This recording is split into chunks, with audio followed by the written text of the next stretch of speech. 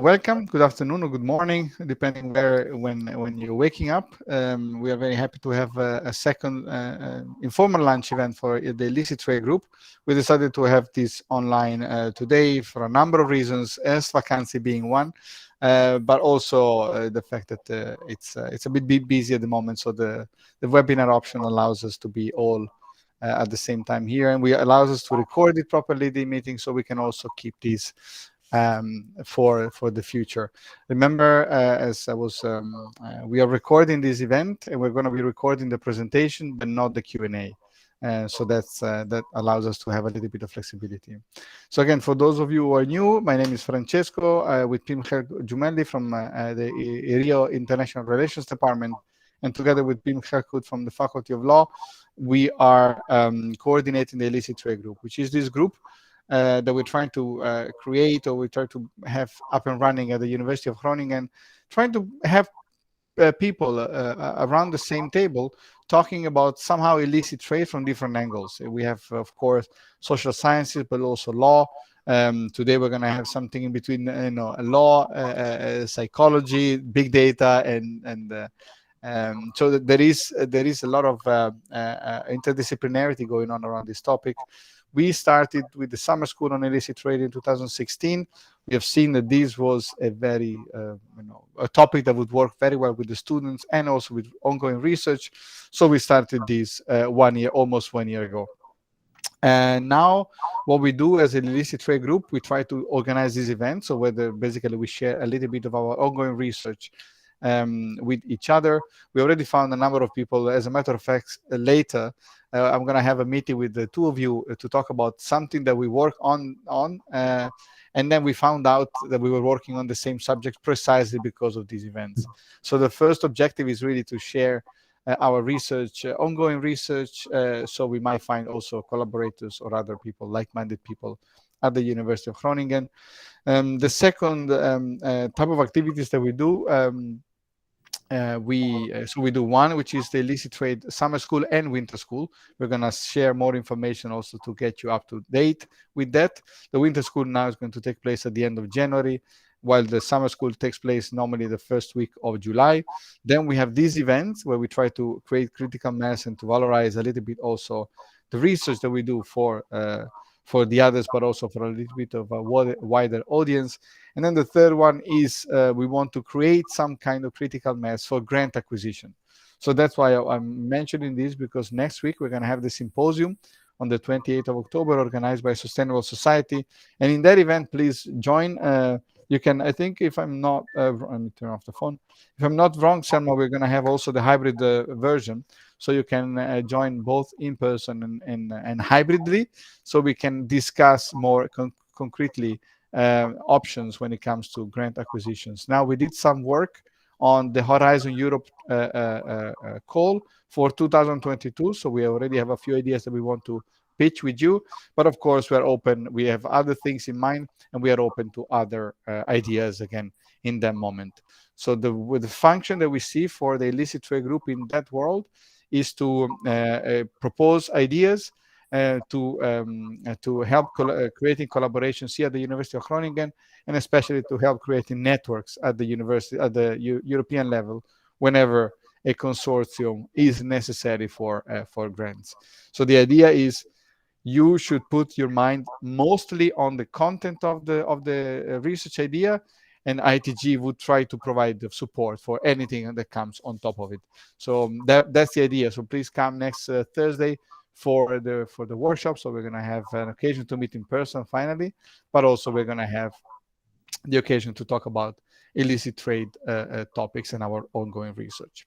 So this is enough for me, because for us, I don't want to take too much of your time talking about the Illicit Trade group. But what we want to do today is we want to introduce two new members, Reinder and Broekstra.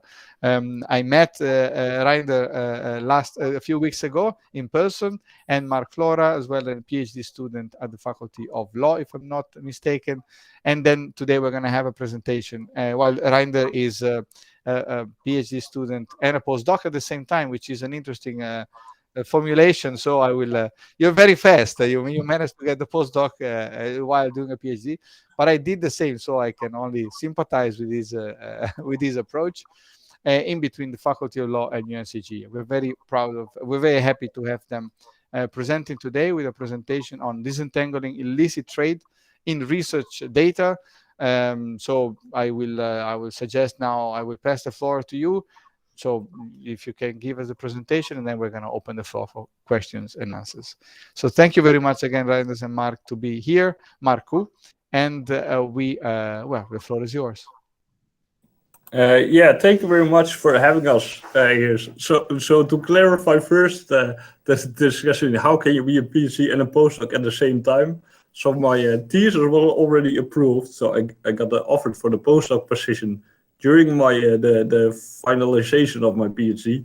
But then Corona happened, and I was one of the few people who said, you know what, it's good to just delay the defense and to become truly to obtain the doctorate, because eventually I want to have a party as well.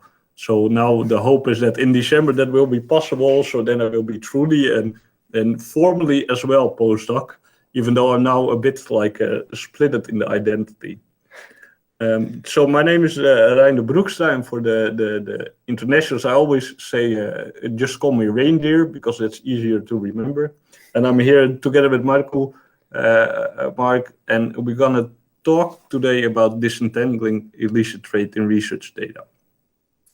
And then we focus in particular on the procedures and factors for approval or disapproval of the trade in data, and then in particular the research data.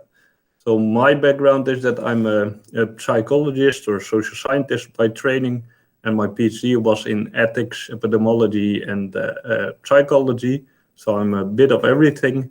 Marco is here from the Faculty of Law, and yeah, Marco, you get to tell yourself and introduce yourself perhaps a bit more. Sure. So my background is legal.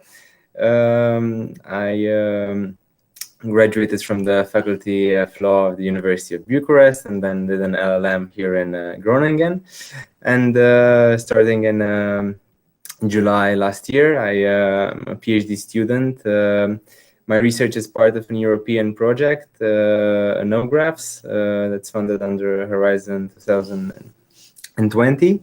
And it's been supervised by Professor Jean-Michel Bonici from Faculty of Law and Professor Ronald Stalk from the UMKH. Yeah, and so the link between us is that both I also collaborated, and Professor Ronald Stalk was my supervisor, and my PhD was about big data and trust, in essence, and trust in data repository. And now we're working on the same topic, so hence the collaboration of the multidisciplinary, interdisciplinary collaboration. But now focusing on the topic of today, so disentangling illicit trade in research data. First, let's have this introduction, because if we talk about research data and illicit trade in data in general, we're now currently working in and living in a heavily globalized and digitalized world in which we have exponential growth of data and data repository. We can exchange more data, we can harvest more data, we generate much more data, and that exponential growth is self-evident. I mean, we can all take out our phones now, and then we see already how much data we generate just by using and moving our using our phone. So together with the technology and the globalization, and in particular information technology at the background, there we see also increase of research opportunities, because more data, more information means also more possibilities to do something with the data and generate knowledge. And to generate knowledge, you need, in particular, research. So this happened that we have now new practices more and more coming up in data repository. And those new practices, the question is, of course, in how far and to what extent are these practices permitted by law, and versus the practices that are not permitted by law, and the question if it's about trade in data and doing something with the data repositories, what is then approved or disapproved by society. So the common question we have, and also the research question that's underlying this new situation and this changing of innovation and changing context, is what are the procedures and factors for approval and disapproval of contributing research data? Because if we can understand what are the procedures and factors for approval and disapproval of that contribution of research data, then we also have a better understanding of illicit trade. What is illicit trade? When do we think it is illicit trade or not? So this relates, of course, to the developments of data science in general. As we discussed as well, the projects, for example, like knowledge graphs, in which the research and the infrastructures, and not only the data repository itself, but the infrastructure to gain knowledge is transitioning, and more data repositories, for example, are linked with the help of data science. Then we have this in this new context where in previously in conventional data repository and research, you had the local storage, the smaller networks that were collaborate, not linked in a globalized world. And now we have then large networks of data repositories that often can be linked via the internet and have a more centralized character. So in this context and with this question, the question is, so when do we talk about research data and trade in research data, in particular illicit trade in the research data? Because when it's about the exchange of research data, is on the one hand that the request is always made and people agree to contribute data or research data if they are aware. And the other hand, we have always groups of people or individuals who don't want to do that in the initial request and say, I don't want to share my information. I'll keep it in my personal vault. I keep the information with me and nobody has access to it, or I don't share it that well. But those differences, I mean, eventually it's the difference between you want to contribute to a larger, to knowledge gaining a data repository, yes or no. And that distinction between the groups is often related to values in general, trust, if those psychological concept or the feelings of trust and values that distinguish if somebody, which has we have among others and myself have investigated those factors, how they contribute, they distinguish those groups. And often is also a matter of priority. How do you prioritize those requests at those coming in to provide your data or not?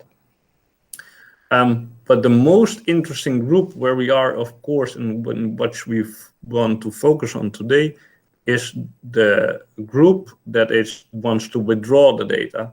And often that withdrawal relates to privacy issues, fear of commodification. And you see then the group from one side, first initially wanting to contribute research data, then somehow they change their mind, often with concerns about privacy, commodification of data relating, and then change their minds and want to get out. So go from the one side, I don't know if you can see my screen, just go from contributing data to not contributing data. And eventually the question is then what happens in the process of that behavioral change? How do we cope actually with that withdrawal of the consent of contributing research data? And then Marc will take over. Yes, so thank you. The starting hypothesis of the legal part of the presentation is that an individual agrees to participate in research, and at a later stage, she decides to withdraw consent. In this interval, data will have flown through the systems, will have been transferred to various actors. From a data protection legal perspective, these actors have specific roles. They're either controllers, that means entities that establish the purpose and means of the processing, or they are processors. It means entities that are acting on behalf of the controllers. Most of the obligations in the law are incumbent on the controllers. So this is why I will refer to this role throughout the presentation. I'll start by saying that the right to withdraw consent is not very well delineated in the General Data Protection Regulation. The main provision is Article 7, and paragraph 3 reads as follows: withdrawal shall not affect the lawfulness of processing based on consent before its withdrawal. So basically what this text tells us is that withdrawal should not have retroactive effects. But what this means and what shall happen after withdrawal will be a matter of interpretation. And of course, it's tied to the principles of the GDPR, for example, lawfulness. Another important text is recital 42 in the preamble, which states that the data subject shall have the freedom to agree to the processing of the data, to disagree to such processing, or to withdraw consent without detriment. And there's no explanation on what detriment means. So compared to the other rights in the regulation, the right to withdraw consent is a sort of an oddball. For the right of access, there's clear indication on what the controllers should do. They should provide certain information regarding how the data is processed. For the right to erasure, they should delete or erase the data. For the right to object, it's a bit of a more complex process that involves assessing the individual situation of the data subject. But still, there are indications on how this process should be undertaken. Whereas for the right to withdraw, it's not clear if the processing should stop and what stopping it means. If there's a requirement to delete the data or to anonymize it, or whether in certain condition restricting access of certain actors is sufficient. So this interpretation has a additional layer of complexity because of the intersection between law and ethics. There's this other concept of consent that is specific to biomedical research. And here we have also laws, member state laws, for example, clinical trials regulation, but these don't cover the whole range of research. So the rest is covered by what we would call soft law, Nuremberg codes, declarations. Exactly, and those soft laws we have, and they provide some guidance, but there's a lot of information and knowledge, of course, in that soft laws, but they haven't, and their source and their origin is often from moral grounds. And while that soft law gives indications, it's of course a matter of interpretation, more often a matter of interpretation, how to cope with those laws, and it depends also more on the context. Well, if we go to the legal perspective, then there are some stronger and better indications in the sense, but they are those two notions. For example, if it's about consent and informed consent, they are aligned, sometimes aligned with each other, and sometimes they're different. The disciplines have their different perspective on the same concept.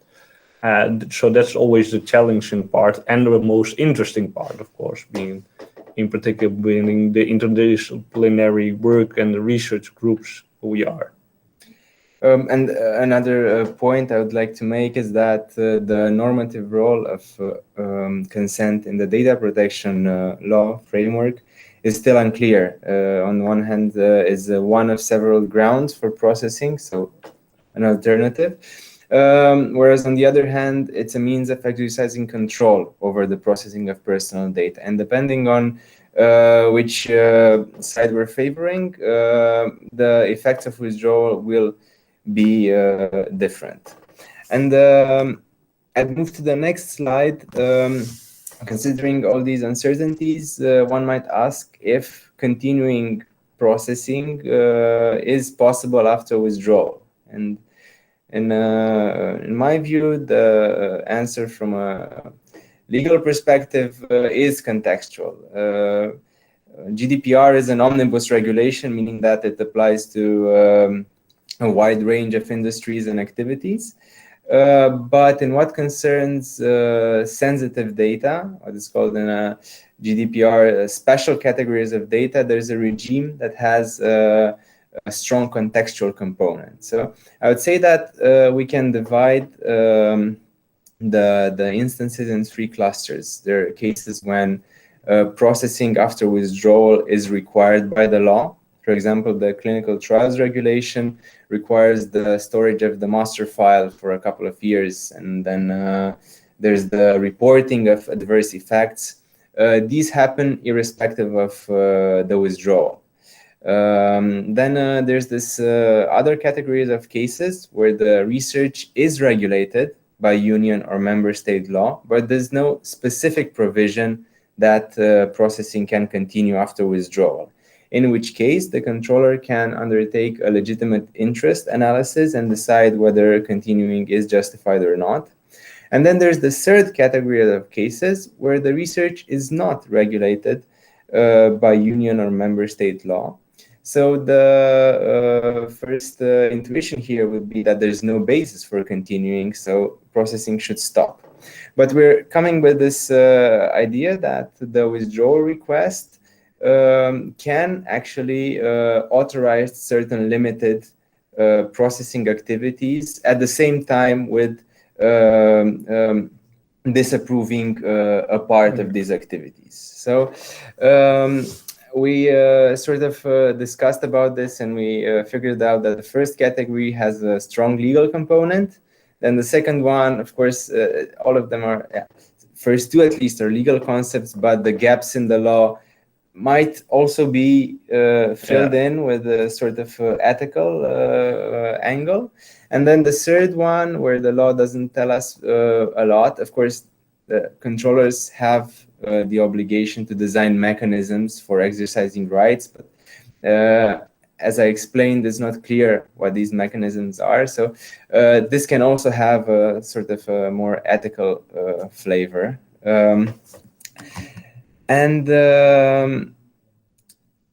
To develop on this third category of cases, we looked at what a withdrawal procedure consists of. And we see that one component is the information notice that is provided before giving consent, the withdrawal forms that are made available. And there's the procedure itself, what happens after receiving the withdrawal request. There's an internal process, and there's a workflow for making sure that the request reaches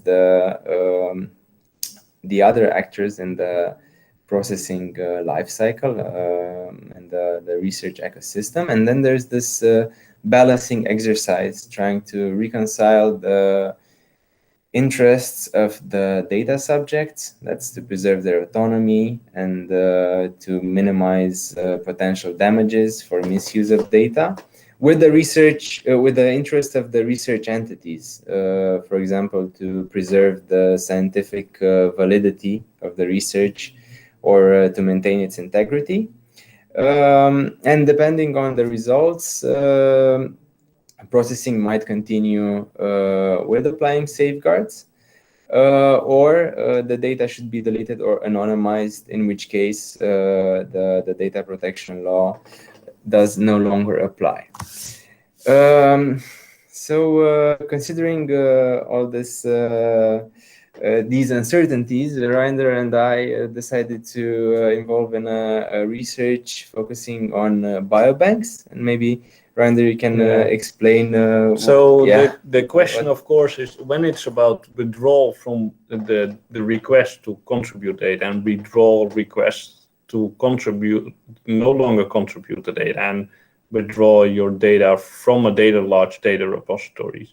In relation to research, the large research infrastructures in particular with a lot of sensitive data, are found in the medical field, and biobanks, in particular population biobanks, are large-scale data repositories in which biosamples and data that are aligned and are parallel should go together with those biosamples are stored in those biobanks, being the data repositories.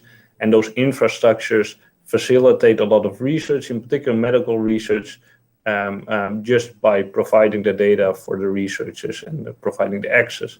And in particular, we focused, because we use that as an example, like what happens to in such a withdrawal procedure with all the different possibilities you can have, what happens in reality and what's the practice in this particular case. So we, together with colleagues from University of Southampton, where also I am affiliated to, we investigate biobanks in, among others, in the Netherlands, Estonia, Finland, Sweden, and Germany, and Austria. And then we wanted to investigate how their procedure looked in general. So together we did eventually a document analysis study, and the documents that are most relevant in this case are the information notices, the information letters that participants get, and in this case sometimes also the consent form itself, which indicates some information about withdrawal, and then if possible also after knowing the withdrawal procedure, if there would be a withdrawal form, we wanted to also have those.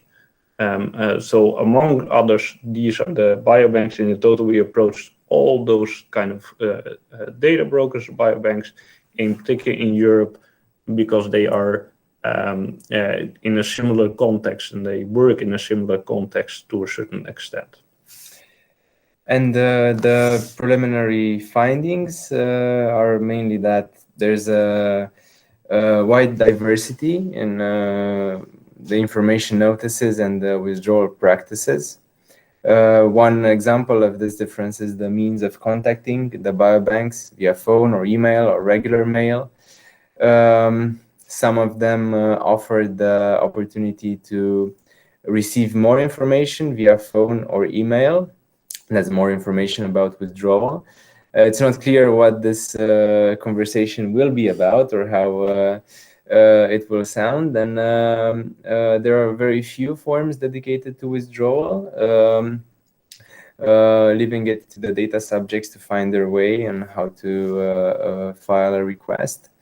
And then there are time and technical restrictions.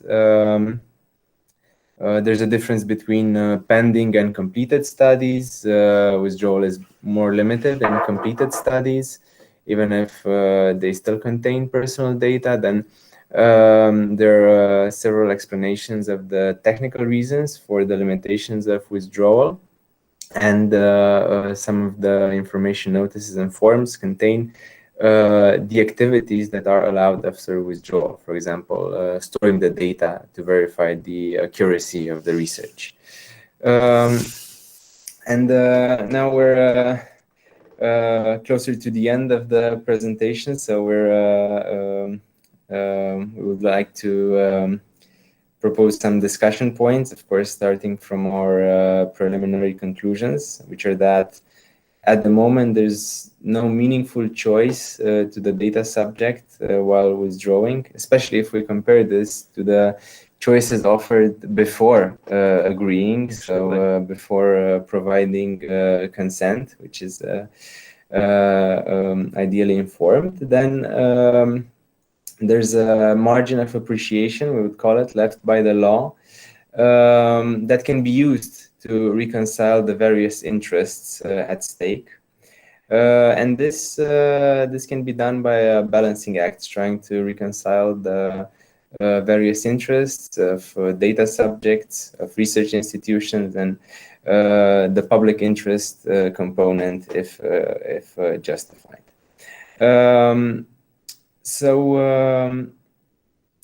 Starting from this disparity between the information offered before consenting and the information offered regarding withdrawal and the consequences thereof. We're asking if this might be justified by the context. The question to this group, I think the main one is circle back to the introduction that Reinder made. To what extent does this foster illicit trade? Who should do the balancing act, and how should this be conducted? Should it be the legislator, or should it be left to the industry to self-regulate by, let's say, code of conduct or certification schemes? And in particular, if we see the discussion, and in particular the disparity and the unclarity we found so far in the withdrawal procedure, and we compare it with the procedure of informed consent in general, if it's about data and data protection, but also in particular in research and sensitive research, there's a huge disparity in the, well, over focus, we can almost say, on the first initial choice and decision of contributing data or not. Well, once you're in the system, then everything that happens to you and your data, there is little guidelines. So the questions we can ask, and it's like in how to balance the balancing act in the initial part, there's much more guidance and much more clarity about that, how to balance that, the information versus the consent, for example, or how to balance individual interests versus public interest. Well, once the decision is made to provide data and in the withdrawal procedure, then suddenly all those norms, values, and the whole context is much more vague and ambiguous. So the question that comes, like, if the trade and data is used from research data once given, how that illicit trade in data, because how does the mechanism work between I approve to use my data and trade my data for research? I obviously they have the intention not to improve and disapprove further, but the regulations aren't clear. So I think that's the main question we have for the group today. We were curious how you all perceive this, and here would like to hear some comments on this kind of research, ongoing research that will be in a larger scale studies and research line related to knowledge graphs, and later on we will be able to also do some quantitative studies investigating the issues and dilemmas biobanks, according to biobanks themselves, focus and have, in particular when it comes to withdrawal. And perhaps there are even more research that we can come up with. So be happy to hear your thoughts about it. And then just for the confirmation, if now, of course, we're there, and for later on, if you still have questions about our presentation or about the research, ongoing research, we are happy to provide all the answers, and you can always reach us via email, via the following email addresses, and via the institutes we are affiliated with. So first of all, thank you very much for having us, and we're looking forward to the further discussion. I will stop sharing. Reinder and Marc, thank you very much for this. Well, now in a room, I would already join for a round of applause. So thank you very much. It is a virtual one. So thank you. This is super interesting and super relevant to what we do in a number of ways.